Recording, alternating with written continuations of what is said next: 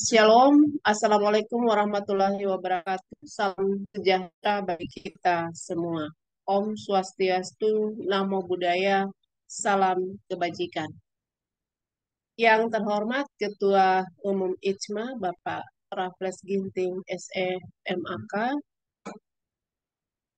yang kami hormati narasumber kita pada hari ini yang luar biasa, Ibu Nitri Mirosea PhD, dan seluruh peserta webinar yang kami banggakan. Puji dan syukur patut kita panjatkan kehadirat Tuhan Yang Maha Esa, karena atas rahmat dan karunia-Nya kita dapat berkumpul secara virtual dalam webinar teknik menghindari plagiarisme dengan novelty penelitian. Untuk mengawali acara kita hari ini, marilah kita bersama-sama menyanyikan lagu kebangsaan Indonesia Raya. Kepada seluruh peserta dimohon untuk mengikuti dengan hikmat.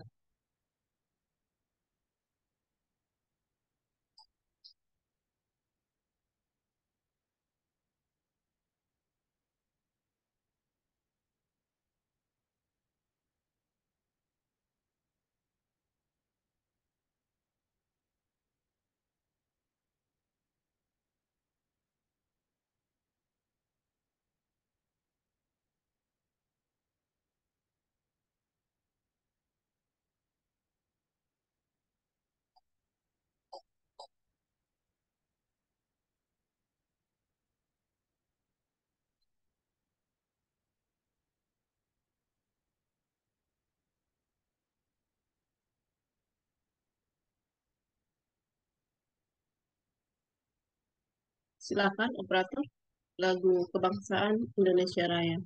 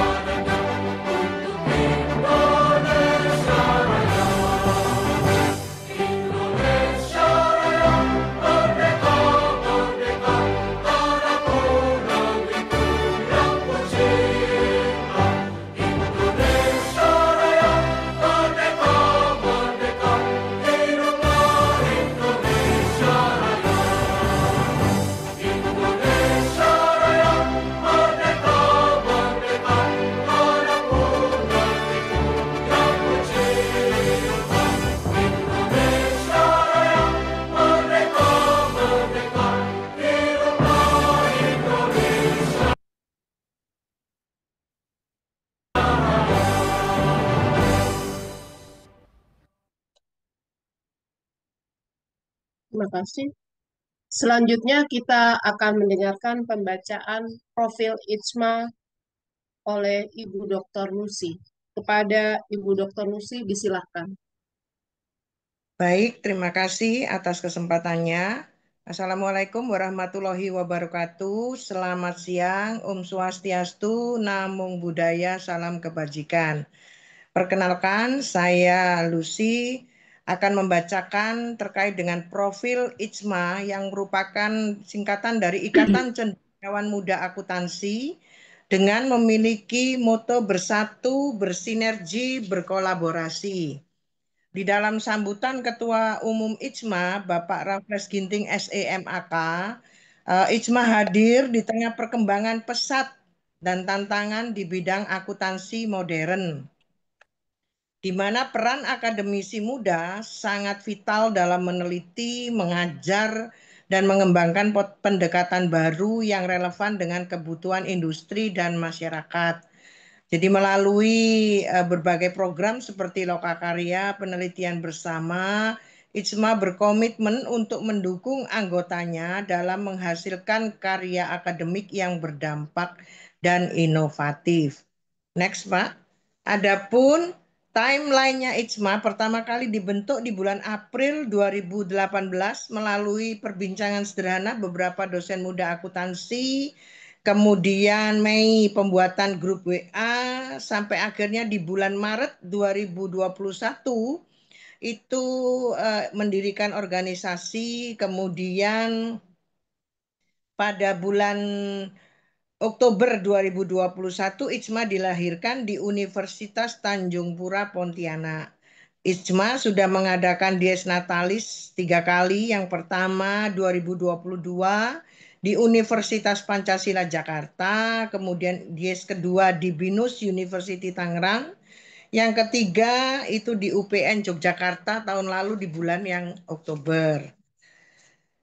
Next, Pak. Adapun visi daripada IJMA adalah menjadi organisasi yang mampu mewujudkan generasi dosen muda profesional dan kompeten di bidang akuntansi untuk mengembangkan ide dan inovasi terkini dalam melaksanakan tridharma perguruan tinggi dan mampu melahirkan bibit unggul sebagai generasi penerus bangsa dalam membangun dan memajukan bangsa Indonesia.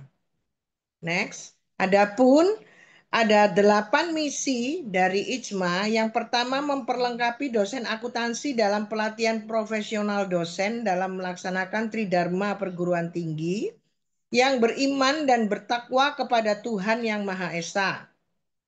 Yang kedua, memperlengkapi generasi dosen muda akuntansi dalam kemampuan melakukan riset unggul dan terkini. Yang ketiga, menyelenggarakan wadah bagi dosen muda akuntansi yang berkiprah pada kegiatan tridharma perguruan tinggi berupa jurnal, menulis buku, dan lain sebagainya. Yang keempat, menyelenggarakan pelatihan dan pemberdayaan sumber daya manusia guna meningkatkan kapabilitas dosen akuntansi. Yang kelima, membangun kerjasama dengan berbagai lembaga dan perusahaan, baik nasional maupun internasional, untuk memperlengkapi kapabilitas dosen dan melakukan kolaborasi riset. Yang keenam, memperlengkapi dosen akuntansi untuk mampu mengembangkan karir. Yang ketujuh, menyelenggarakan kegiatan pengabdian masyarakat sebagai wadah dalam mengabdikan ilmu kepada masyarakat. Dan terakhir, menyelenggarakan wadah dalam melahirkan bibit unggul sebagai generasi penerus bangsa. Adapun banyak sekali ya program kerja IJMA, antara lain kita pernah juga mengadakan webinar berupa teori dalam penelitian kualitatif, academic writing for scientific writing, ada juga kelas pendampingan mentoring riset, termasuk bedah buku, kemudian kolaborasi riset antar anggota IJMA, ada juga mengadakan talk show bersama dengan Prof. Cindy dari Jepang, dan juga pengaplikasian ChatGPT dalam riset terkini. Ada juga nextnya Pak, Harmony and Innovation, itu bersama dengan Prof. Cindy, ya, ada dengan Prof. Tere, kemudian etika penelitian dan publikasi, serta Itu adalah Dies Natalis yang ketiga, Digital Information and Development, ya. Yang terakhir barusan kita adakan di Yogyakarta UPN. Next, Pak. Adapun struktur BPH IJMA periode 2024 sampai 2027, Ketua Umum IJMA adalah Bapak Raffles Ginting, Wakil Ketua Bapak Yanuar Nugroho, Sekretaris Umum V. Ananta Wikrama, Sekretaris Eksekutif Bapak Riki Yunisar, Sekretaris 1 Bapak Ilham Ramadan, Sekretaris 2 Bapak Sandy, Sekretaris 3 Ibu Ayu, kemudian ada 2 bendahara yaitu Ibu Vera Damayanti dan Ibu Ayu Umiana. Next, Pak. Struktur kepala departemen ada 17 ya, 17 banyak sekali ya, Ijma. Yang pertama ada Ibu Risa Anandita selaku Departemen Penelitian dan Jurnal, Ibu Erlina selaku Departemen Penelitian Pembelajaran dan Kurikulum, Ibu Rahma selaku Kepala Departemen Pengabdian kepada Masyarakat, Ibu Denari selaku Kepala Departemen Keanggotaan, kemudian ada Bapak Agustinus Winoto selaku Kepala Departemen Media, Informasi, dan Komunikasi. Ada juga Ibu Aprina selaku Kepala Departemen Humas dan Kerjasama Antar Lembaga. Kemudian Ibu Khadijah selaku Kepala Departemen Karir. Ada juga Ibu Pesi selaku Kepala Departemen Literasi dan Publikasi Ilmiah.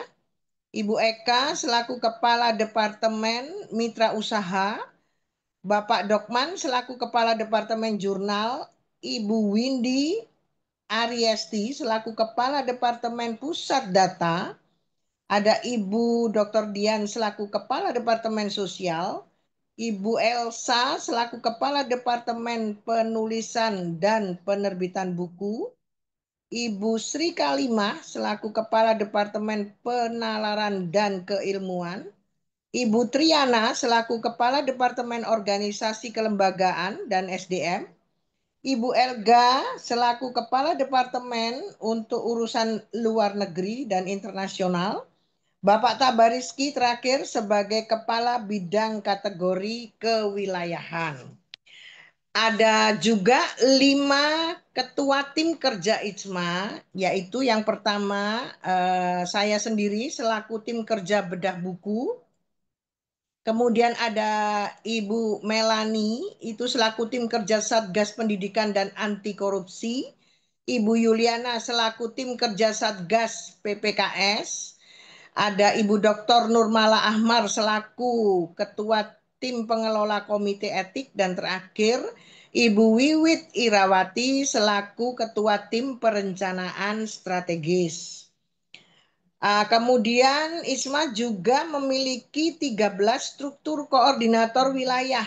Koordinator wilayah 1, Bapak Dr. Nicholas Renaldo, koordinator wilayah 2, Bapak Aditya Pradana, koordinator wilayah 3, Bapak Iksan Siregar, koordinator wilayah 4, Bapak Apip Alansori, koordinator wilayah kelima, Ibu Riri Rumaiza, koordinator wilayah 7, Ibu Ika Saraswati, koordinator wilayah 8, Ibu Dr. Putri Wulanditya, koordinator wilayah 9, Ibu Dwi Arini, koordinator wilayah 10, Ibu Andrea Giovanni, kemudian koordinator wilayah 11, Bapak Rifki Novriandana, kemudian koordinator wilayah 12, Ibu Nur Afni Oktavia, koordinator wilayah 13, Ibu Musdalifah, dan terakhir koordinator wilayah 14, Bapak Zainuddin.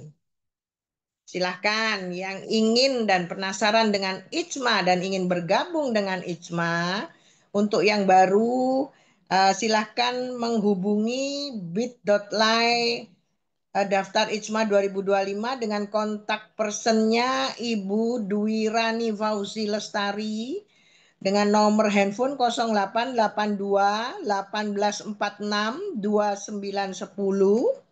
Kesempatan rekrutmen masih dibuka, tetapi kalau memang masih ragu-ragu dan masih ada pertanyaan, silahkan menghubungi narahubung kami, yaitu Saudari Ayu Puspitasari dengan nomor 081584248678. Akhir kata, saya ucapkan selamat berwebinar, selamat menimba ilmu sebanyak mungkin, dan selamat siang, saya kembalikan kepada MC. Terima kasih. Baik, terima kasih Ibu Lucy yang telah membacakan profil ISMA.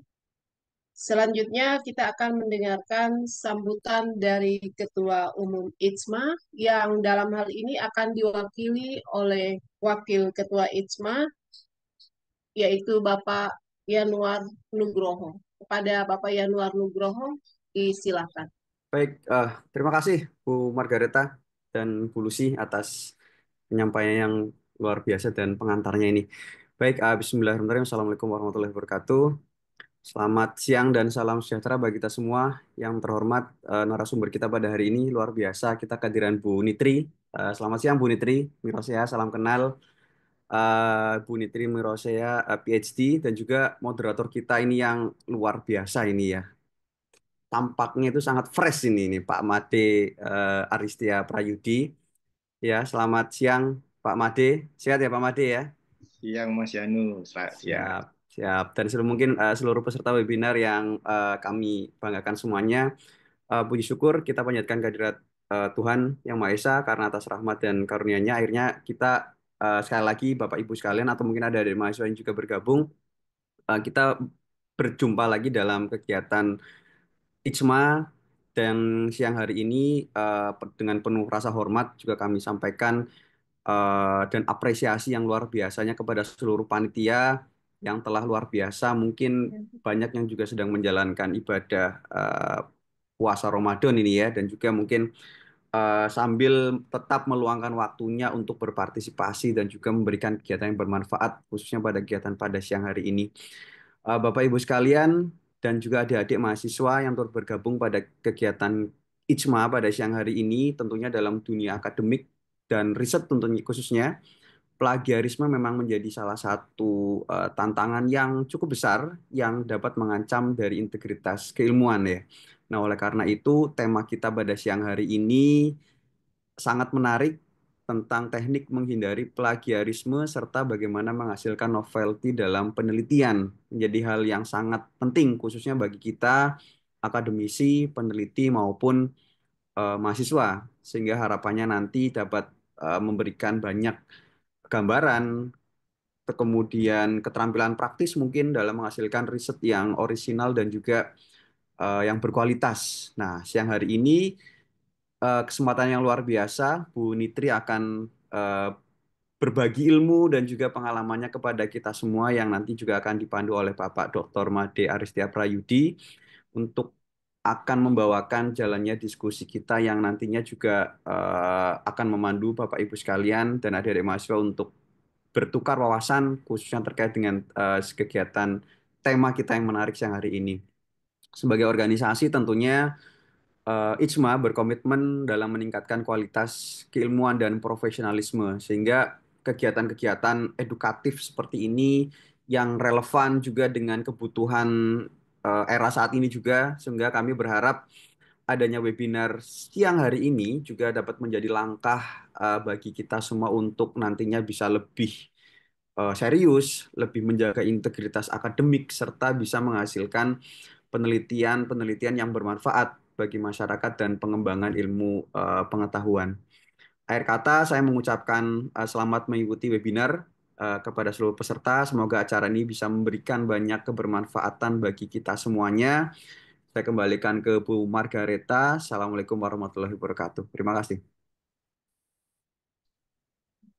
Baik, terima kasih kepada Bapak Yanuar Nugroho atas sambutannya yang sangat inspiratif. Semoga bermakna bagi kita semua. Selanjutnya, untuk memohon keberkahan dalam acara kita hari ini, kita akan berdoa bersama. Dalam hal ini akan dipimpin oleh Bapak M. Dedi Eko. kepada Bapak Dedi Eko, disilakan. Baik, terima kasih Ibu Margareta. Bismillahirrahmanirrahim. Assalamualaikum warahmatullahi wabarakatuh. Selamat siang dan salam sejahtera untuk kita semua. Yang terhormat Bapak Ibu, seluruh peserta webinar.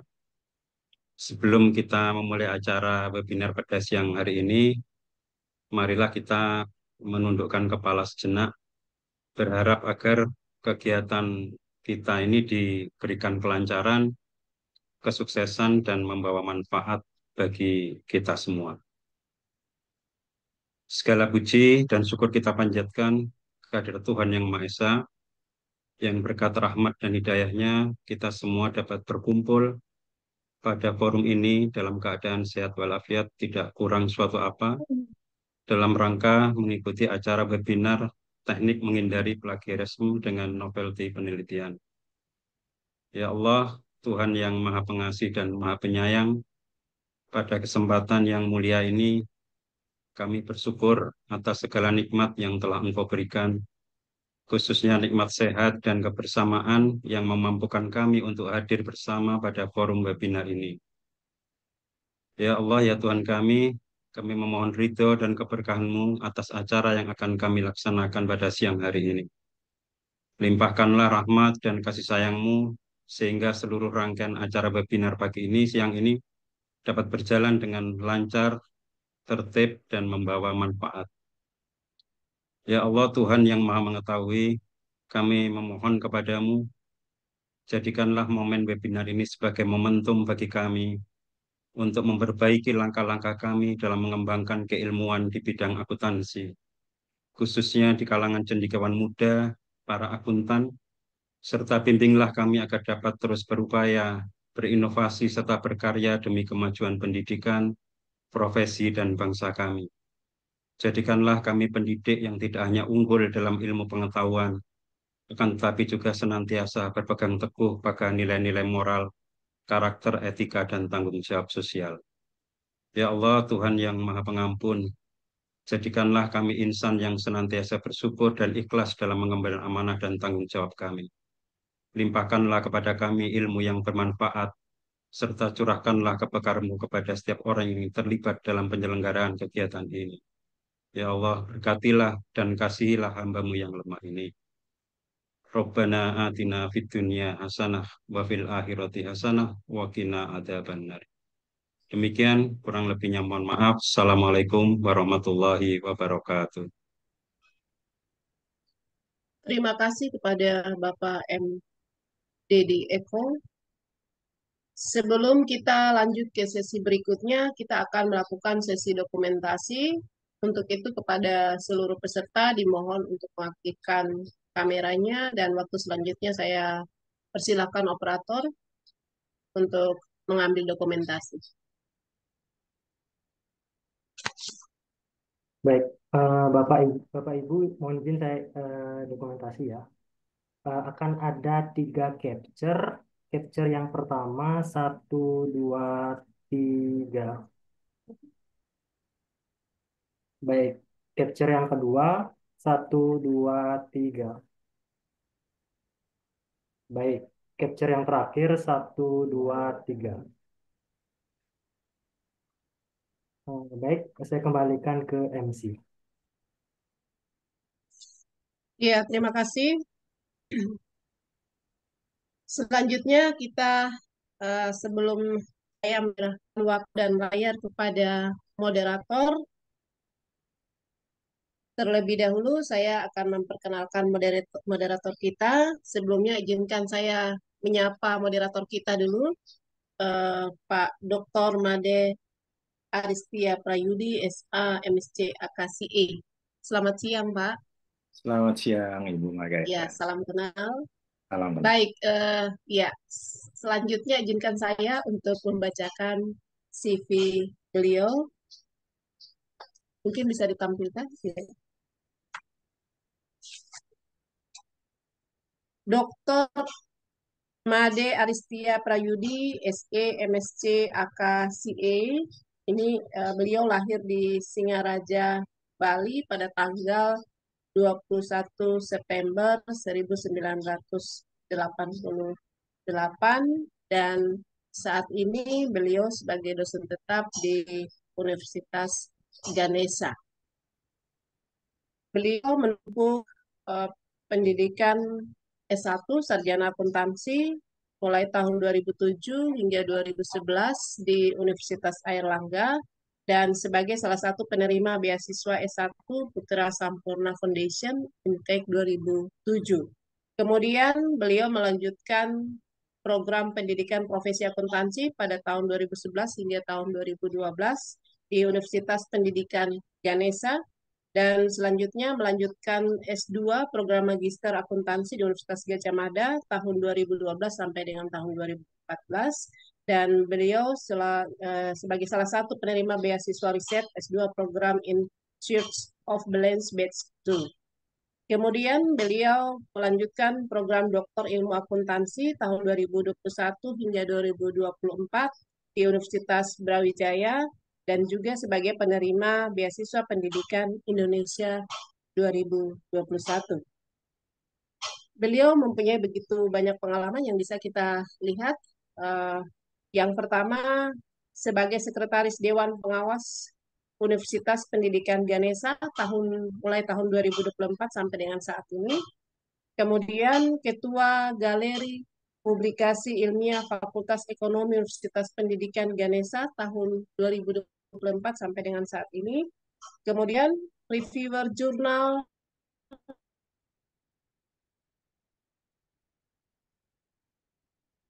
of Infrastructure Policy and Development. Yang berikut, beliau sebagai Chief Editor Jurnal Ilmiah Akuntansi terakreditasi Sinta 2 di Fakultas Pendidikan Ganesha dan juga Reviewer Jurnal Sustainability Science and Management Scopus Q3 dan beliau juga sebagai Reviewer International Journal of Social Science and Business terakreditasi Sinta peringkat 2 di Universitas Pendidikan Ganesha. Beliau juga sebagai Reviewer Jurnal Akuntansi Terapan Indonesia Jati di Universitas Muhammadiyah Yogyakarta, kemudian sebagai Reviewer Journal of Accounting and Investment terakreditasi Sinta peringkat 2 di Universitas Muhammadiyah Yogyakarta, dan beliau juga sebagai Reviewer Jurnal Akuntansi Universitas Negeri Manado terakreditasi Sinta peringkat 3, dan beliau juga sebagai anggota Satuan Pengawasan Internal SPI Universitas Pendidikan Ganesha mulai tahun 2016 sampai dengan tahun 2021 dan beliau juga pernah menjadi tim ahli studi kelayakan bisnis perusahaan umum daerah Perunda Kabupaten Jembrana Provinsi Bali tahun 2018. Itu beberapa pengalaman kerja Bapak Dr. Made. Selain itu ada beberapa awards atau penghargaan yang diterima oleh Bapak Dr. Made. Yang pertama adalah runner-up Best Presenter on 4th International Conference on Accounting and Finance tahun 2018. Kemudian Best Paper Quantitative on the Second Airlangga National Conference on Accounting itu di tahun 2018 juga. Kemudian penyaji terbaik on Second National Conference on Accounting and Finance tahun 2019 dan Best Paper on the 5th International Conference of Tourism Economics, Accounting and Management tahun 2020 dan Best Paper on 11 the Conference of Regional Accounting tahun 2024. Ya, selain itu ada juga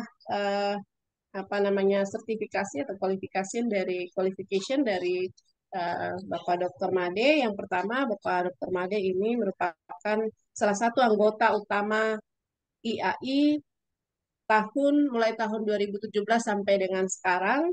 Kemudian sertifikasi Chartered Accountant mulai tahun 2017 sampai sekarang. Kemudian sertifikasi pendidik dosen profesional di tahun 2017, dan anggota Forum Dosen Akuntansi Publik Ikatan Akuntan Indonesia Kompartemen Akuntan Pendidik tahun 2019 sampai dengan sekarang. Kemudian sertifikasi kompetensi teknisi akuntan junior 2018 sampai 2021, Dewan Pengurus Nasional Ikatan Akuntan Indonesia Kompartemen Akuntan Pendidik, bidang riset dan publikasi. Kemudian riwayat publikasi, ada publikasi internasional dan publikasi nasional, serta proceeding. Untuk riwayat publikasi atau publication international jurnal mulai tahun 2023 sampai dengan tahun 2025. Tahun 2023 itu ada publikasi internasional jurnal di Scopus Q4 dengan judul Do Vision and Mission Really Matter? The Management Control Experiences of Reforming Public Hospitals in Indonesia. Kemudian tahun 2024 itu ada publikasi internasional di jurnal Q2 dengan judul Top Management Characteristics, Performance Measurement System Design and Strategic Change of Reformed Public Hospitals in Indonesia. Kemudian Scopus Q3, Experimental Study of the Influence of the Level of Religious and Moral Reasoning on Fraudulent Financial Reporting Behavior. Dan tahun 2025 itu publikasinya di Scopus Q1, luar biasa ya. Strategic Collaborations and Diversification, Pathways to Sustainability Growth in Bali's Tourism Village and Business Ecosystem. Kemudian publikasi jurnal nasional mulai tahun 2021 ya, 2021 sampai dengan 2024. Untuk mempersingkat waktu mungkin saya tidak bacakan secara keseluruhan. Bapak Ibu bisa lihat yang ditampilkan di layar.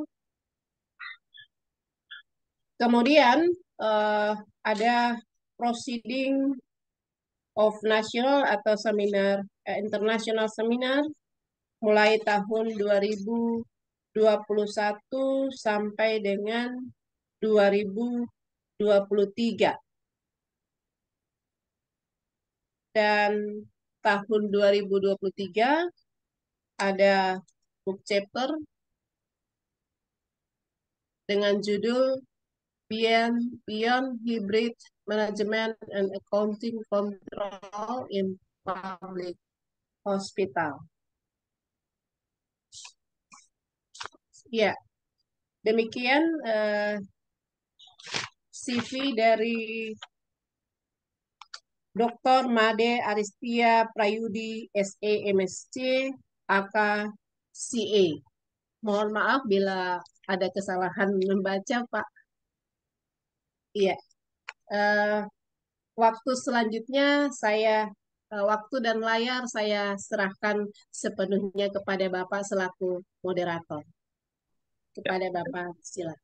Ya, terima kasih Bu Margareta selaku MC. Terima kasih juga untuk panitia. Assalamualaikum warahmatullahi wabarakatuh. Salam sejahtera bagi kita semua. Selamat siang, Bapak dan Ibu semua.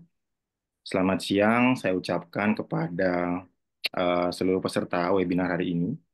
Saya melihat sudah ada 76 partisipan di sini. Semoga semakin bertambah dan juga semoga semua bisa mengikuti kegiatan ini sampai akhir. Baik, tadi sudah dibuka dengan sangat baik oleh Bu Lucy, kemudian juga ada Pak Yanuar selaku Wakil Ketua ICMA. Perkenalkan Bapak dan Ibu sekalian, saya Prayudi. Pada webinar hari ini saya mendapat kesempatan untuk bisa memandu Bapak dan Ibu semua dalam webinar yang diselenggarakan oleh ICMA dengan topik menghindari plagiarisme dengan memunculkan novelty penelitian. Jadi tadi Pak Yanuar ya selaku Wakil Ketua ECMA sudah menyampaikan betapa pentingnya kita selaku peneliti itu memperhatikan kedua aspek ini ya. Memastikan bahwa tulisan yang kita buat itu terhindar dari plagiarisme, kemudian memastikan bahwa ada novelty yang bisa kita tawarkan kepada pembaca dari penelitian kita ini. Nah, beruntung pada hari ini kita sudah kedatangan narasumber yang luar biasa, ada Ibu Nitri Merosia, PhD. Selamat siang, Ibu Nitri. Yang Pak Dr. Prayudi. Terima kasih. Iya, bagaimana kabarnya Ibu? Alhamdulillah. Ya, Sehat. oke. Ya, saya juga ingin mengucapkan selamat menjalankan ibadah puasa bagi Bapak dan Ibu yang menjalankan. Semoga puasanya dilancarkan. Eh, Mohon izin sebelumnya saya akan menampilkan dan membacakan ringkasan CV dari Ibu Nitri PhD karena kalau dibaca semua ini akan sangat banyak gitu ya. Sebentar.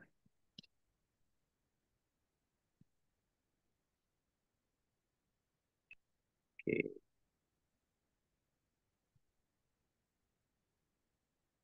Oke, semoga sudah terlihat. Jadi, eh, Ibu Nitri, PhD, menempuh pendidikan S1 di Prodi S1 Akuntansi, Universitas Pakuan, kemudian melanjutkan studi S2, Ilmu Manajemen di Universitas Halu Oleo. Nah, ini menarik ini. Mengambil program master dalam bidang accounting di Universitas The Hague, mohon maaf kalau salah ya pengucapannya Bu Nitri, The Hague University Netherlands. Kemudian di tahun 2008 memperoleh sertifikasi CFE, Certified Fraud Examiner, dan pendidikan terakhir program doktor PhD in Public Sector Accounting di Griffith University Australia. Nah ini juga kebetulan Bu Nitri saya eh, ada peminatan yang luar biasa juga di Public Sector Accounting, Bu. Jadi mungkin Oh, next kita bisa kolaborasi. Oke, berikut adalah background education dari Bu Nitri. Selanjutnya beberapa pengalaman profesional, pernah menjabat sebagai Kepala Laboratorium Akuntansi, kemudian menjadi Satuan Pengawasan Internal di perusahaan daerah Sulawesi Tenggara, jadi iya. anggota SPI di Universitas Halu Oleo, dan sekarang dengan jabatan Lektor Kepala di Universitas Halu Oleo. Beberapa pengalaman riset dituangkan dalam media publikasi internasional Scopus, kemudian jurnal Cinta dengan indeks Scopus 5, dan seterusnya. Ada juga yang menjadi outputnya adalah Haki ya, ada Haki di tahun 2022. Selain itu, hasil penelitian dari Ibu Nitri PhD juga dituangkan dalam beberapa buku. Ada 8 yang sudah terbit di 2024, kemudian hasil penelitian kerjasama dengan Pemda ada 6, dengan 10 Haki sampai dengan 2024, sangat luar biasa. Beberapa organisasi dan penghargaan yang diikuti dan diterima, anggota Ikatan Angkutan Indonesia, kemudian anggota alumni karya siswa luar negeri, penghargaan sebagai Best Presenter International Conference of Project Management di Denpasar, kemudian menjadi narasumber terbaik pada webinar nasional ICMA. Oke, jadi memang tidak salah diundang kembali sebagai narasumber pada kesempatan hari ini. Luar biasa sekali. Nah, beberapa pengalaman pengabdian pada masyarakat kemudian juga dipublikasikan dalam beberapa media. Ada laporan, kemudian proceeding, jurnal, dan sebagainya. Oke, terima kasih. Itu sedikit saja ringkasan CV dari Ibu Nitri Merosia, PhD. Untuk selanjutnya, saya mohonkan Ibu Nitri bisa berkenan sharing pengalaman terkait dengan topik kita hari ini. Semoga bisa memberikan insight yang baik kepada peserta. Dan mohon izin Bu Nitri, saya ingin menyampaikan sesi pemaparan materi itu berlangsung kurang lebih selama 30 menit. Jadi mungkin nanti di pukul 14.15 saya akan mengingatkan sisa waktu yang tersisa sehingga bisa dimanfaatkan waktunya dengan baik. Baik, untuk selanjutnya saya persilakan kepada Ibu Nitri untuk memulai pemaparan materi. Terima kasih. Baik, terima kasih Pak Dr. Prawidi. Luar biasa hari ini. Pertama-tama saya ucapkan terima kasih atas undangannya IJMA Nasional pada Ketua IJMA Pak Dr. Raffles Ginting, SMAK juga tadi Bapak Yanuar yang mewakili dengan MC Bu Margaret. Terima kasih hari ini ya sudah melaksanakan webinar Sabtu rutin luar biasa IJMA memang saya pun produktif bersama IJMA ya. Kalau nggak ada IJMA, kita nggak didorong-dorong betulan. Ya, baik untuk tadi saya minta tolong ya ke apa panitia, panitia juga luar biasa ya untuk share screen untuk apa materi kita hari ini 30 menit ya. Dr. Payudi. Saya juga tadi sudah menerima ajakan kolaborasi, ayo ayo. Iya luar biasa karya-karyanya. Baik, Bu Nita ya tadi saya minta tolong untuk share screen karena takut bermasalah di saya. Untuk materi kita hari ini memang mengenai plagiarisme ya untuk mencegah plagiarisme dengan novelty. Oke,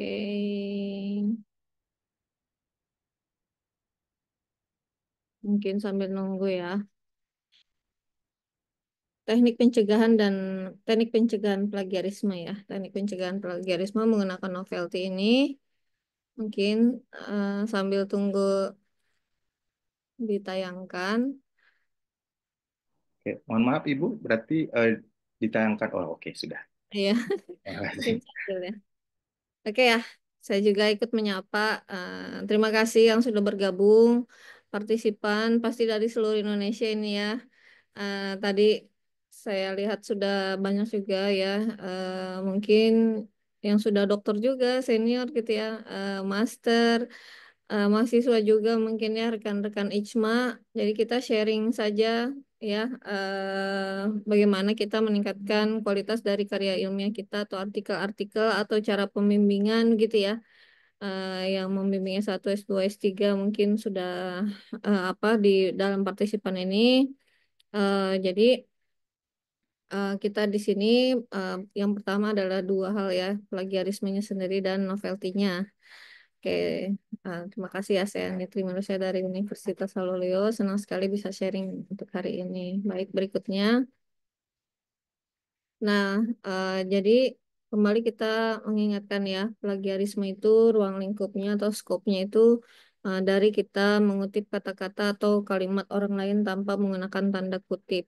Jadi mencuri gitu ya, yang sudah di apa pernyataan-pernyataan atau argumen-argumen yang sudah ada di artikel sebelumnya kita mengutip saja. Ini juga kita harus ingatkan ya kepada mahasiswa-mahasiswa kita mungkin yang masih seperti ini ya, karena kita juga suka menerbitkan dengan nama kita di dalamnya, nanti kita juga apa bisa terindikasi plagiat gitu.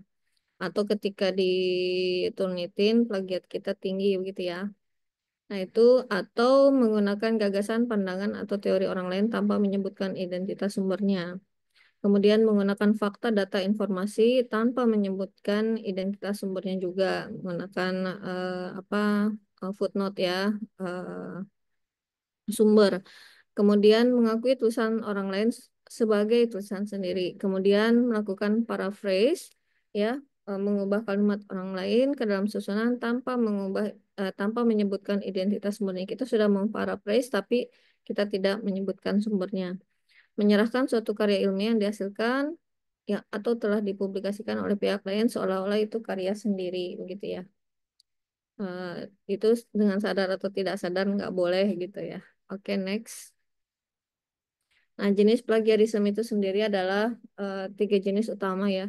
Yang disengaja ya sebagai penulis bayangan, kopas ya salin tempel atau suap plagiarisme ya melakukan sendiri. Kalau tidak disengaja itu secara agregat mungkin kita termasuk di dalamnya gitu ya diikutkan atau nirbatas.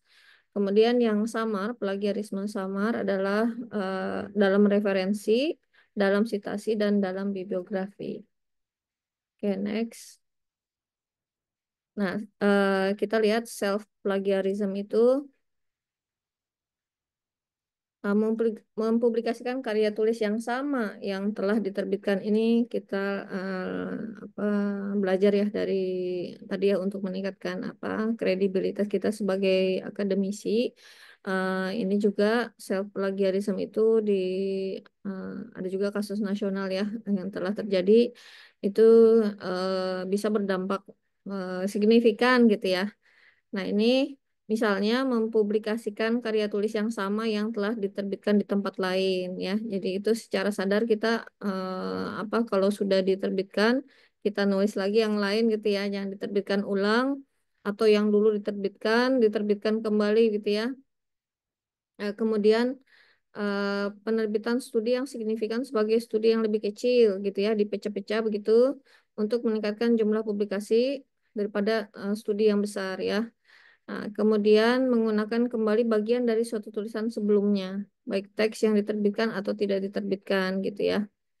Oke, itu biasanya kita kan sekarang dituntut ya apa untuk produktif atau terkait dengan kinerja gitu ya, dengan kenaikan pangkat, terus kita tiba-tiba melakukan self plagiarism ini untuk meningkatkan kredit kita gitu ya. Oke, next. Nah, ini jadi masuk ke dalam isu kedua adalah novelty. Novelty atau kebaruan ya. Novelty atau kebaruan ini adalah pencapaian penulis ya, pencapaian penulis atau author atau si pembuat karya ilmiah ya. Pencapaian yang menghasilkan sesuatu yang berbeda dari penelitian sebelumnya, baik dari segi isu, masalah, variabel, metode maupun desain penelitian. Jadi kebaruan ini kita juga ya di IJMA tadi buku chapter yang sudah kita terbitkan kita menulis bersama-sama itu kita sudah ini ya yang terakhir itu kita bisa dilihat ya di buku-buku metode penelitian akuntansi yang tadi juga ada ya. Kemudian desain riset akuntansi berbasis inovasi ini. Nah, di situ kita memang apa penulis-penulis Bu Elisa ya, Bu Elisa sama Bu siapa? Ananta ya, Bu Ananta itu di sini kita bagaimana ya membangun atau membangun ya, membuat novelty dari setiap karya ilmiah yang kita lakukan gitu ya, kita tulis. Nah, ini apa memang kalau bisa disimpulkan ya, kalau kita menemukan misalnya untuk mencapai kebaruan itu, untuk mencapai kebaruan memang kita berasal dari riset gap ya, dari riset gap. Riset gap sendiri kan ada bisa bisa bisa macamnya 8 gitu ya, bisa dari evidence gap, knowledge gap ya, methodology gap, empirical, theoretical, population gap ya. Itu eh, apa yang bisa kita keunikan atau kebaruan dari penelitian-penelitian sebelumnya gitu ya. Jadi dari penelitian-penelitian sebelumnya beberapa misalnya 5 tahun ke belakang, 10 tahun ke belakang, referensi sebelumnya sampai mana atau state of the art mereka tuh sampai mana dan kita mengisi apa yang belum mereka teliti. Itulah kontribusi kita ya sebagai peneliti yang kita katakan kita mengisi future research-nya mereka atau research gap yang dari peneliti sebelumnya. Itulah yang bisa kita akui sebagai kebaruan atau novelty ya, novelty dari kita sebagai penulis. Gitu ya kira-kira pemahamannya. Oke, mungkin anak-anak S1 juga itu apa ya novelty gitu. Jadi kalau anak S1 biasa kita bilang keunikan studi gitu ya. Paling tidak di nih Pak Dr. Prayudi ya sebagai tadi banyak pengalamannya sebagai reviewer ya. Pasti kita lihat di ini apa nih keunikan studinya itu kebaruannya seperti itu. Nah, itu konsep dasar dari novelty. Oke, next.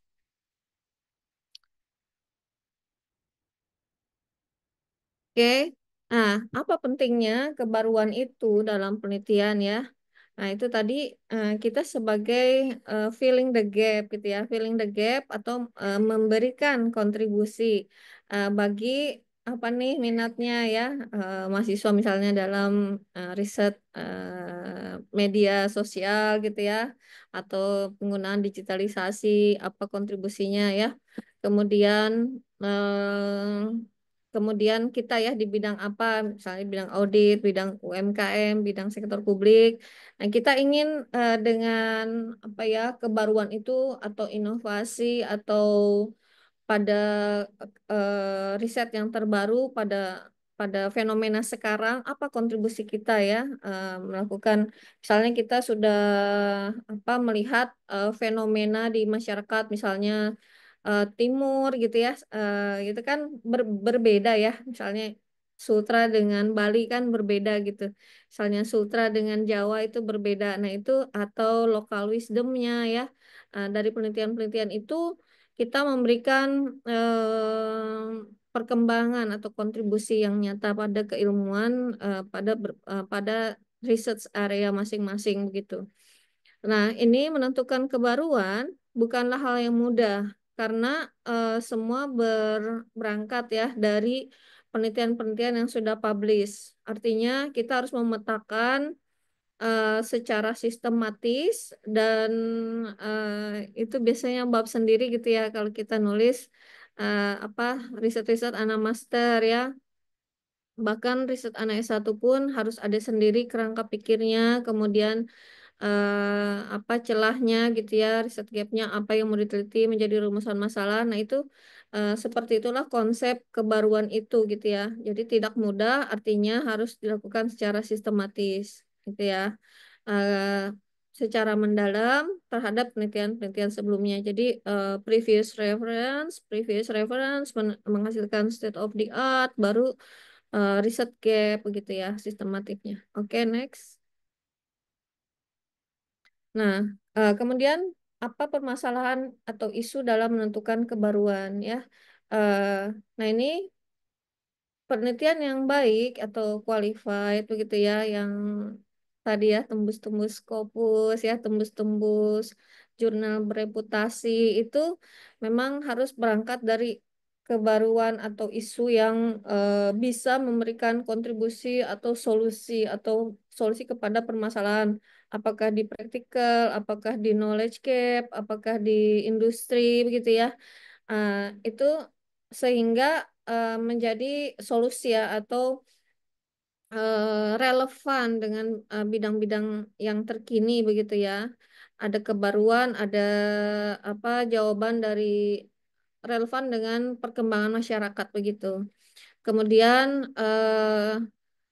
juga harus mempertimbangkan penelitian sebelumnya ya, penelitian sebelumnya, previous research, kemudian peraturan yang terbaru ya seperti apa Cortex, digitalisasi gitu ya, eh, apa model kepemimpinan ya, ideologi ya, standar internasional yang diterapkan gitu ya.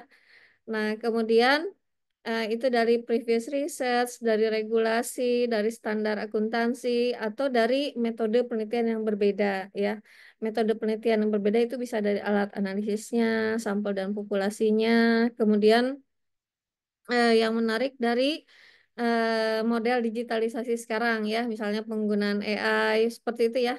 Nah, itu metode-metode penelitian yang efektif juga memberikan kebaruan ya dalam kita meneliti begitu ya.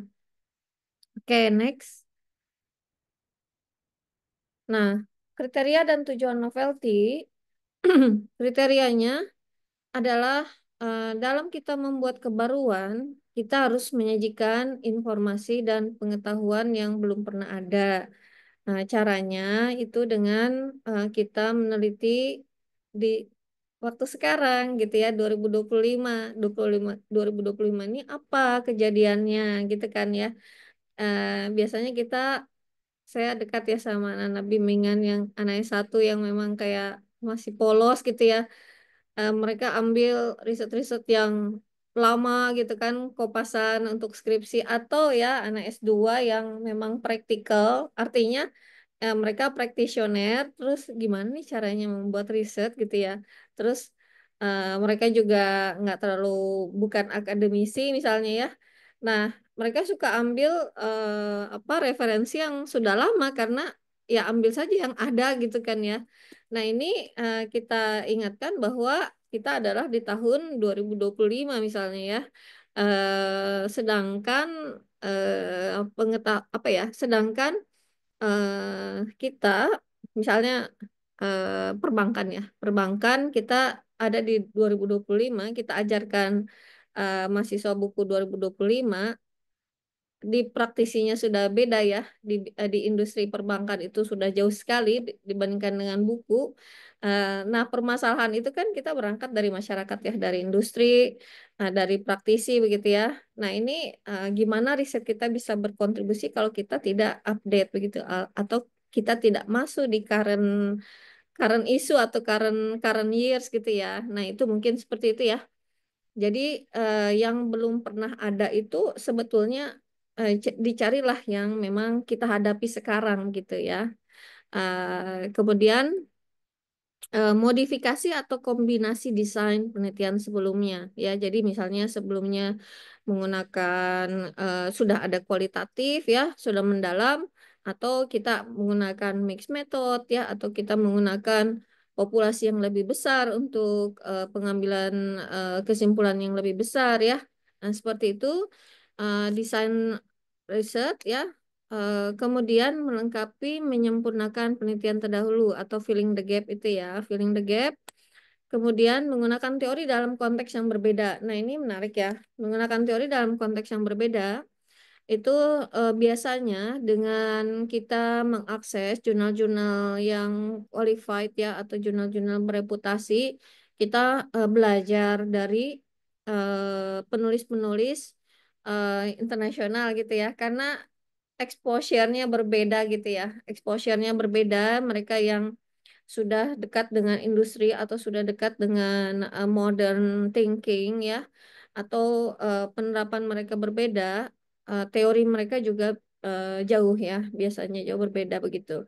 Misalnya sudah ada neopolitical atau pendekatan audit in the media platform gitu ya, atau digitalisasi seperti itu, atau sustainability, misalnya kita bicara sustainability reporting tahun 2025, kita bicara Indonesia sudah ketinggalan misalnya ya, sustainability reporting masih menerapkannya masih voluntary misalnya seperti itu ya. Sedangkan di apa di tempat lain sudah 12 tahun dilaksanakan misalnya. Nah, itu akan berbeda begitu ya. Misalnya kita nulis Green Hospital, baru 7 yang menerapkan di Indonesia, sedangkan di Asia misalnya sudah jauh begitu ya. Nah, ini bisa menjadi teori ya, teori yang diterapkan itu kita dengan melihat itu, atau pasar modal ya di sektor keuangan itu kan jauh banget. Nah, itu kita bisa studi komparatif atau menerapkan teori-teori yang berbeda dengan yang sebelumnya begitu ya. Oke, memiliki originalitas dan ciri khas karya. Nah, ini originalitas itu memang karya kita sendiri ya, dari hasil observasi kita, pengamatan, critical thinking kita yang kita up gitu ya, kita menjadi karya kita. Nah, ini biasanya adalah kelihatan dari pendekatannya. Pendekatannya misalnya pendekatan apakah lebih suka kualitatif seperti Pak Ketua ya. Para flash misalnya dia lebih suka kualitatif, menemukan apa riset yang menarik gitu misalnya, atau kalau kekuatannya seperti Bu Ananta atau Pak Nikolas, mungkin Pak Prayudi ya, pendekatan secara kuantitatif, siapa ya Pak ini juga apa menggunakan alat-alat analisis begitu ya, alat analisis yang kuantitatif. Bu Putri kayaknya ya, Bu Putri yang minggu lalu, Bu Lucy ya. Nah, itu dia menggunakan pendekatan kuantitatif misalnya. Nah, itu ciri khas juga ya. Jadi interpretasi gitu ya. Atau kedalaman, kalau kedalaman kualitatif ya itu juga menjadi ciri khas kita dalam melakukan pendekatan penelitian gitu ya. Oke, ini novelty-nya ya. Jadi berbeda dengan setidaknya 70 penelitian sejenis. Ini luar biasa ya. Jadi kalau kita membaca penelitian yang bikin kita mind blowing ya, wow gitu kan. Berarti emang keren gitu kan.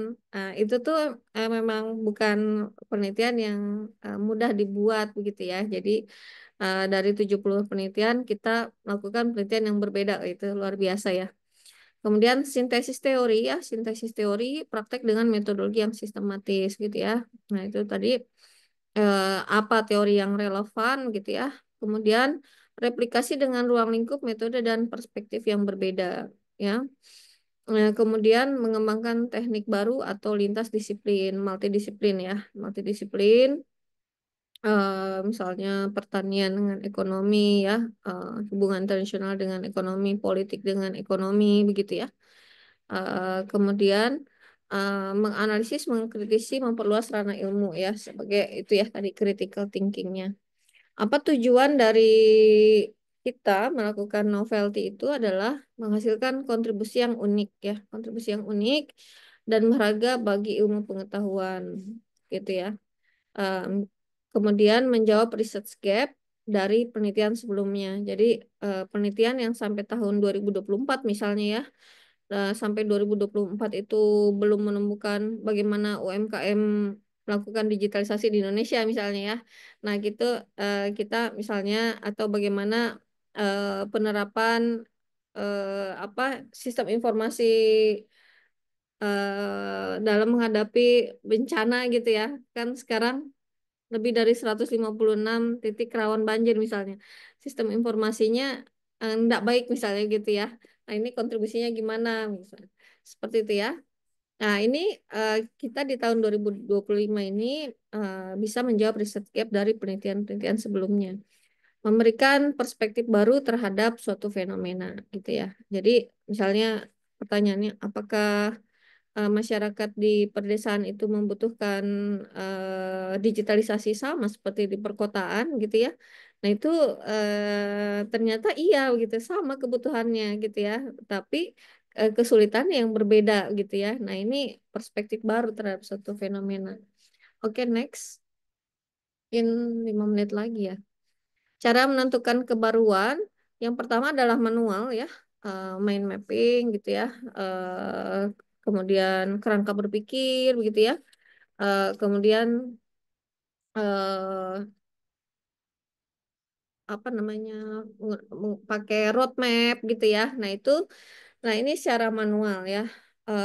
Tapi sekarang bisa menggunakan aplikasi. Di sini juga saya bersama Ijma juga apa terdorong ya dulu sampai sekarang ya, Sabtu dan Minggu biasanya itu ada ini webinar penggunaan AI misalnya gitu ya. Nah, ini dengan penggunaan AI ini membantu ya sebagai tools untuk membantu riset kita supaya lebih efektif ya. Tadi ya ada Bulusi, Bulusi juga bibliometrik ya. Itu bagus ya.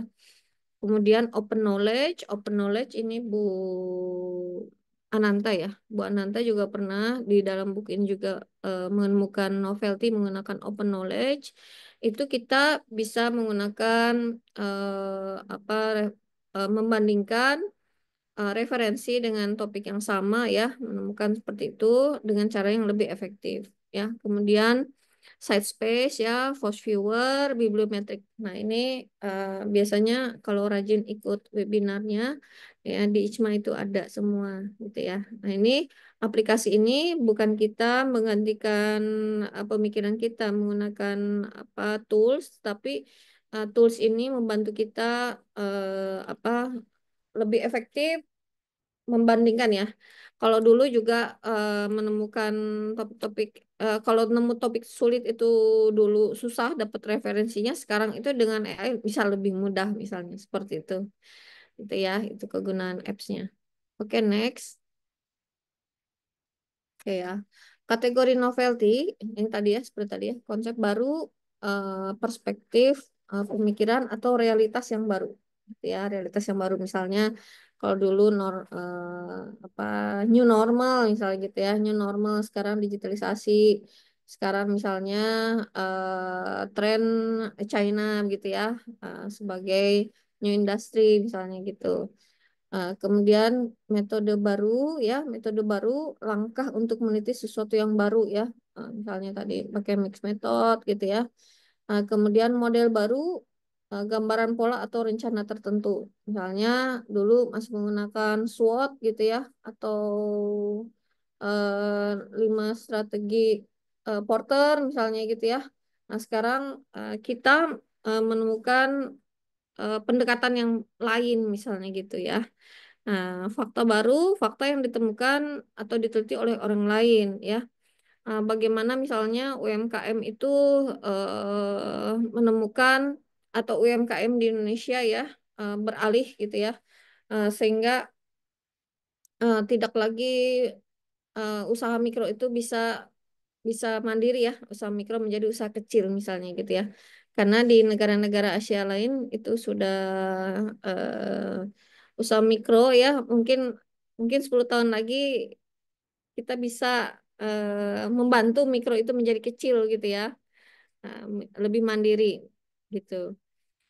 Preposisi atau pernyataan, ungkapan, logika maupun desain usulan baru. Nah, misalnya ini biasanya kita lakukan pada mahasiswa-mahasiswa S2 ya. Kalau kita bimbingan anak S2, itu dipaksa variabel baru. Berarti itu kan, nah seperti itu menjadi variabel mediasi atau intervening. Seperti itu adalah salah satu novelty, kategori novelty. Oke ya, teori baru ya, sistem dan konsep itu eh, yang seperti tadi ya, lihat dari jurnal-jurnal bereputasi. Oke, next. Teknik menentukan novelty. Teknik menentukan novelty itu pertama menentukan tema kajian research ya. Tema kajian research tentu yang kita passion itu kita lebih paham ya, dan ingin mengembangkan gitu ya. Pertama itu passionnya, kemudian memetakan perkembangan dan track record penelitian dalam tema masing-masing. Nah ini tadi yang mudah ya, pakai bibliometrik gitu ya. UMKM sampai mana nih gitu kan. Kalau saya dulu tertarik akuntansi perdesaan, udah nih saya pernah juga membandingkan Sultra dan Bali ya. Bisa 1 banding 13 ya. Di Sultra 1 miliar, di Bali desanya udah 13 miliar. Itu tahun berapa ya? Tahun 18 saya lakukan ya. Nah, itu sekarang setelah akuntansi perdesaan lebih menarik lagi, misalnya yang lain lagi kita teliti gitu ya.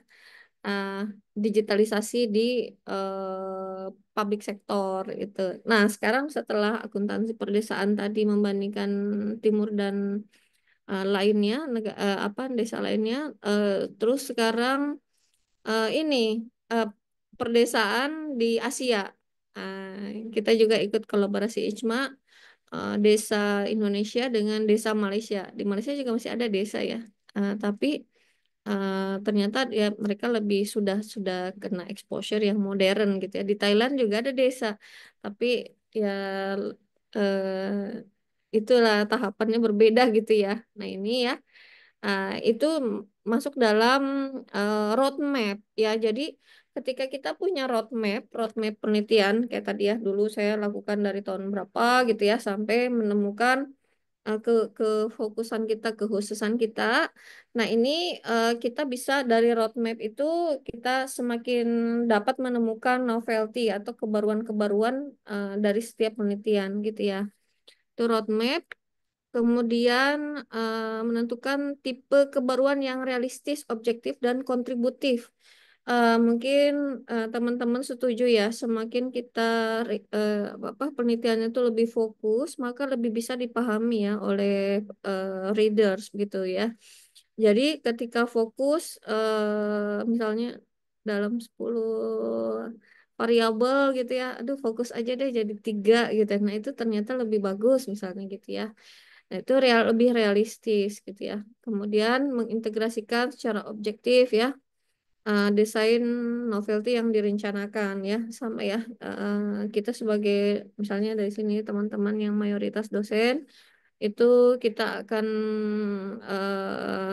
kefokusan kita, keilmuan kita akan semakin diarahkan ya. Jadi lebih fokus, lebih bagus gitu. Kemudian Mungkin Ibu dari segi Nitri, teori. mungkin waktu lagi 5 menit. Oke, baik. Ya, Oke, terima kasih. next. Ya, strategi pencegahan plagiarisme dengan novelty. Oke, yang pertama unsur baru ya, kebaruan, keunikan. Yang kedua berkaitan dengan novelty yang masih sedikit rujukan. Artinya, ketika tadi ya dari 70 penelitian misalnya yang meneliti mengenai apa kondisi keuangan misalnya atau yang terakhir tuh penelitian leadership paternal ya itu sedikit. Nah, itu kita bisa masuk ke situ ya. Kemudian dengan kalimat atau bahasa yang baru.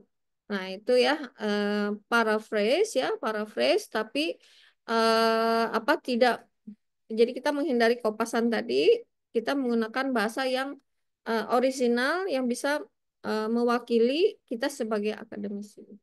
Oke, next. Ini ya salah satu contohnya. Ini penelitian dengan Pak Ketua juga, novelty profesionalisme auditor disabilitas. Jadi ketika apa meneliti misalnya mengenai audit ya, ternyata di Indonesia sudah ada eh, sudah menerima auditor difabel ya. Nah, ini belum ada yang meneliti mengenai itu. Nah, itu bisa menjadi kontribusi dari penelitian. Nah, misalnya juga ada penelitian-penelitian yang ada bimbingan-bimbingan yang sudah master ya, itu menemukan misalnya dari eh, pajak ya, pajak itu di UMKM misalnya ya, pajak di UMKM apa yang biasanya variabelnya tarif pajak, pemahaman gitu ya, tetapi kita masukkan lagi kondisi keuangan. Kondisi keuangan itu belum banyak yang meneliti kondisi keuangan apakah dia sedang kesulitan keuangan atau itu, nah itu mempengaruhi efektivitas. Misalnya atau tadi penelitian yang mengenai kepemimpinan, ya tipe kepemimpinan dengan partisipatif anggaran, terus kita melihat tipe kepemimpinan yang terbaru misalnya paternalistic culture ya, itu belum banyak diteliti. Terus kita memasukkan dia sebagai variabel mediasi. Itu juga kebaruan. Mungkin itu saja dari saya, Pak Dr. Prayudi, saya kembalikan. Terima kasih. Iya, baik. Terima kasih Ibu Nitri untuk pemaparan materinya. Jadi secara umum, saya pribadi terutama ya, semoga juga para peserta webinar hari ini mendapatkan insight yang luar biasa, mulai dari pemaknaan dan ruang lingkup dari plagiarisme yang mungkin selama ini kita masih agak ragu ya batasan-batasan dari plagiarisme itu seperti apa, sehingga membuat kita tidak terlalu aware untuk memastikan bahwa tulisan kita itu tidak masuk ke dalam kategori-kategori plagiarisme. Kemudian terkait novelty, eh, disampaikan beberapa strategi-strategi yang menarik tadi itu Bu ya. Salah satu contoh studi kasus terkait dengan penelitian dalam bidang auditing, eh, auditor disabilitas gitu ya. Nah itu kan memang terkait dengan SDGs, kesetaraan, kemudian inklusivitas itu ya. Sekarang adalah Iya. tren penelitian yang patut kita masuki juga sehingga aspek kebaruannya lebih mudah untuk kita tonjolkan nanti begitu. Baik, kita akan mulai sesi diskusi.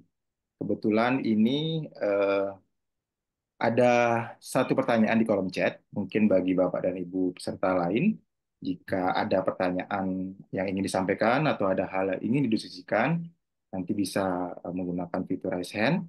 Sementara saya akan membacakan dulu yang pertama dari Pak John ya. Izin bertanya, apakah inovasi sebagai luaran riset sudah tercakup dalam suatu kebaruan? Silakan, mungkin bisa langsung ditanggapi Bu Nitri. Baik, inovasi ya. Eh, Inovasi, kita kasih contoh lagi ya, inovasinya apa? Inovasi itu bisa jadi inovasinya adalah pendekatan. Inovasi itu inovasi penelitian kita kan ya. Inovasi itu bisa jadi dari pendekatan ya, inovasi research, pendekatan penelitian ya, atau alat, kemudian apa luaran juga ya, luaran. Jadi kita apa ketika peneliti lain belum bisa melihat variabel ini sebagai faktor yang bisa mempengaruhi, nah kita masukkan itu. Jadi inovasi, misalnya pendekatan untuk meningkatkan misalnya produktivitas UMKM ya, atau tahapan dia bisa melakukan apa inkubasi-inkubasi UMKM untuk lebih dapat ya membuat laporan keuangan yang berkualitas misalnya, atau dapat melakukan laporan pajak ya. Nah, itu inovasi itu eh, menurut saya iya, inovasi itu adalah kebaruan, kebaruan bagaimana kita dapat memberikan hal yang baru begitu ya, inovasi. Pak John, silakan ditanggapi. Ya, silakan Pak John mungkin bisa langsung menyampaikan responnya. Ya, ini kita juga nulis ya desain riset berbasis inovasi ya. Oh, pas sekali. Ini di Oke. buku yang keberapa itu ya. Ah, Jadi desain riset bisa per ini ya, bisa memang per topik ya. hmm, Inovasi di bidang tadi ya, misalnya inovasi di akuntansi desa ya, inovasi di akuntansi desa. Karena memang setiap praktek akuntansi di desa itu bervariasi ya, tidak bisa disamakan. Jadi misalnya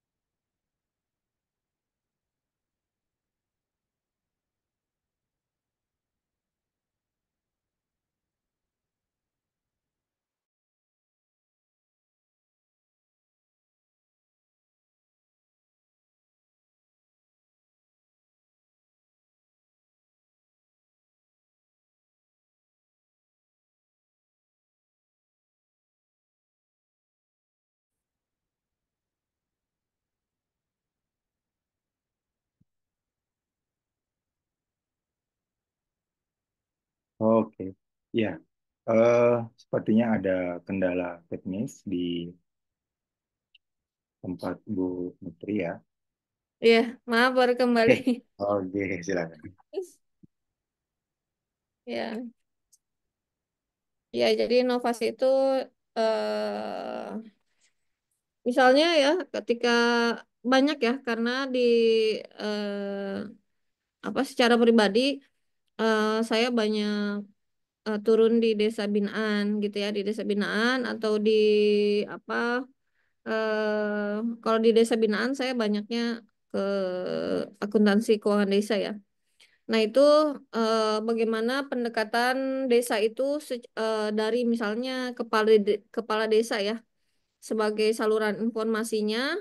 Nah, itu kita bagaimana dia bisa meningkatkan produktivitas atau transparansi atau akuntabilitas, itu mungkin menjadi temuan baru secara tulisan ya, secara tulisan. Itu bagaimana kita menemukan itu, kita ternyata mungkin cara ini bisa dilakukan ya, atau menjadi model di desa kecil lainnya gitu ya, bukan di desa besar, tetapi dengan menuliskan ini bisa menjadi temuan atau inovatif begitu. Mungkin itu Pak Yudi. Oke, terima kasih Ibu.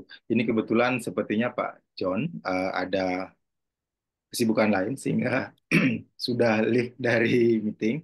Sehingga Oh mungkin iya, kita lanjut nggak ke apa-apa. pertanyaan berikutnya. Ada satu pertanyaan lagi dari eh, Bapak atau Ibu ini ya, Pasca Nova. Izin bertanya Bu Nitri, dalam struktur penulisan latar belakang, novelty itu sebaiknya muncul di paragraf keberapa? Terima Hmm, kasih. oke, makasih. Silakan Bu. Nah, ya, makasih atas pertanyaannya ya. Ini juga saya lupa juga ini teman kita satu tim, tapi saya lupa juga Bu Pascanova ini.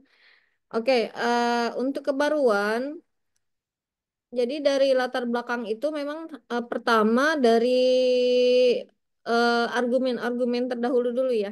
Argumen terdahulu, misalnya bahwa ini penting, misalnya ya. eh Misalnya SIA dengan SPI begitu ya. SIA SPI terhadap kualitas laporan keuangan misalnya gitu ya. Kita mengungkapkan secara piramida terbalik dulu ya dari general ke fokus. Jadi dari SIA-nya, SPI-nya, terus ke kualitas laporan keuangan. Kemudian di situ kita bahwa kan kita ingin mengungkapkan bahwa hal ini penting diteliti begitu kan, relevansi antara variabel itu kita ungkapkan dulu secara piramida terbalik tadi. Kemudian kita eh, masuk ke fenomena fenomena penelitian bahwa hal ini belum terjadi secara ideal di sini, misalnya ada terjadi permasalahan misalnya di kualitas laporan keuangan dana kampanye misalnya ya di Bawaslu atau di KPU misalnya. Nah, ternyata apakah ini bermasalah dari SIA atau dari SPI? Kok dana kampanye ini misalnya tidak baik kualitas laporan keuangannya misalnya lambat gitu ya atau misalnya tidak mendapatkan setelah diaudit banyak temuan misalnya gitu ya. Nah, ini itu adalah permasalahan. Kemudian, nah kebaruannya kita melihat dari apa ini? Apakah dari political will ya? Apakah memang dari political will atau dari kepemimpinan ataukah dari penerapan SPI-nya ya? Nah, itu dilihat variabel mana yang perspektif mana yang memang menjadi kendala gitu ya. Kita mau melihat dari mana. Nah, seperti itu. Misalnya kebaruannya kita melihat ternyata kalau semua melihat dari kompetensi gitu ya. Dari kompetensi penyusun laporan keuangan, ternyata semua riset menulis tentang kompetensi operator gitu ya. Itu udah nggak baru lagi misalnya gitu. Nah, misalnya dilihat dari kehandalan SIA misalnya gitu ya, kehandalan SIA-nya pakai apa gitu ya. Jadi dia tidak otomatis ternyata pakai aplikasi ini tidak otomatis atau sering harus offline. Offline itu misalnya bisa diotak-atik gitu kan. Nah, misalnya dari situ ya. Kita melihat kebaruannya ternyata SIA terus dari misalnya apa kemudahannya, manfaatnya dari situ. Nah, itu menurut saya kebaruan dari situ ya. Jadi tadi urutannya setelah dari riset gap ya dari argumen riset gap terus kemudian fenomena terus kemudian kita melihat apa yang peneliti sebelumnya belum lakukan dan kita melihat itu misalnya sekarang ternyata dia pakai aplikasi Sakti misalnya aplikasi Sakti itu ternyata enggak otomatis. Nah, dari tidak otomatis itu menyebabkan delay begitu, delay dalam pelaporan, delay dalam pencairan dan seterusnya. Seperti itu mungkin uh, Bu Pascanova, Ya, terima kasih. baik. Ya, mungkin Bu Pasca Nova ada yang ingin direspon? Sudah Pak, jelas Pak. Terima kasih banyak Bu Nitri. Berarti ini Ibu kan, benar ya? Iya Bu. Oke, alhamdulillah. Makasih Ibu. Ya, selamat Bu. Ya, baik. Ya.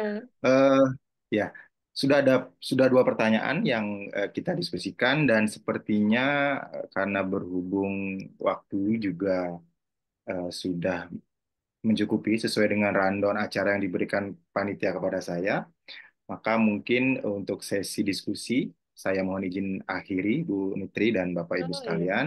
Dari dua pertanyaan ini kita bisa Boleh. menyimpulkan bahwa aspek kebaruan juga bisa kita tonjolkan dari sisi inovasi produk, inovasi output yang mungkin ditawarkan dalam penelitian tersebut.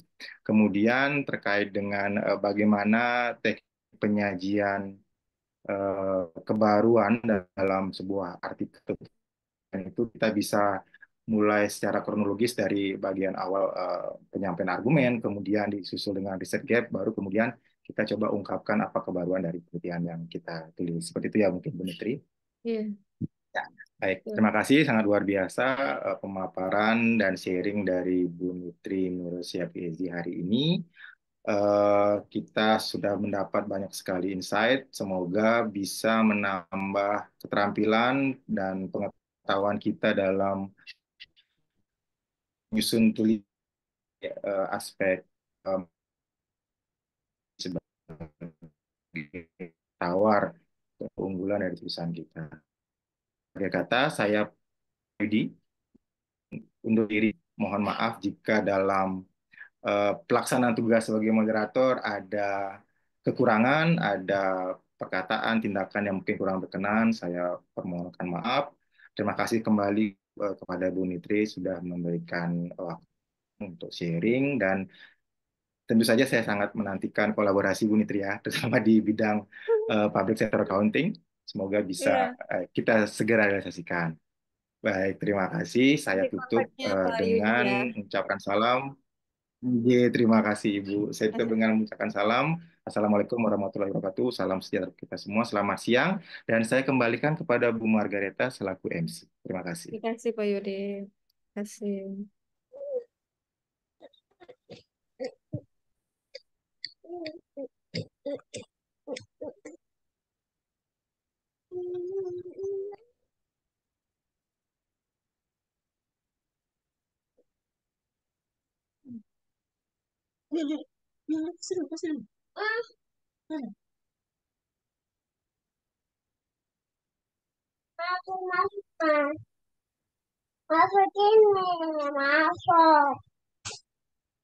Baik, terima kasih kepada Ibu narasumber yang luar biasa dan juga Bapak moderator. Mohon maaf saya tadi terlempar karena jaringan di tempat saya agak kurang baik. Jadi saya baru sempat join lagi kembali. Tak terasa kita sudah sampai di penghujung acara. Sebelum saya menutup acara ini, saya atas nama panitia pelaksana webinar di hari ini menyampaikan terima kasih kepada narasumber, juga moderator, dan seluruh peserta atas partisipasi aktifnya dalam webinar ini. Semoga materi yang telah disampaikan dapat menambah wawasan kita semua dan membantu kita dalam meningkatkan kualitas penelitian yang bebas dari plagiarisme. Saya Margareta selaku MC, mohon maaf jika ada kesalahan dalam membawakan acara ini. Dan sebelum saya mengakhiri acara webinar di sore hari ini, izinkan saya membacakan pantun. Ke pasar beli buah kelapa, dibuat es, segar dan nikmat rasanya. Terima kasih untuk semua. Sampai jumpa di webinar hebat berikutnya. Akhir kata, terima kasih. Ya, terima kasih, Pak. Akhir kata, selamat menjalankan ibadah puasa bagi Bapak Ibu yang menjalankan. Semoga lancar dan diberkahi selalu. Wassalamualaikum warahmatullahi wabarakatuh. Salam sejahtera dan terima kasih. Terima kasih Bu Bernadette. Terima kasih, Bu. Terima kasih Bu Margareta. Terima kasih, Pak.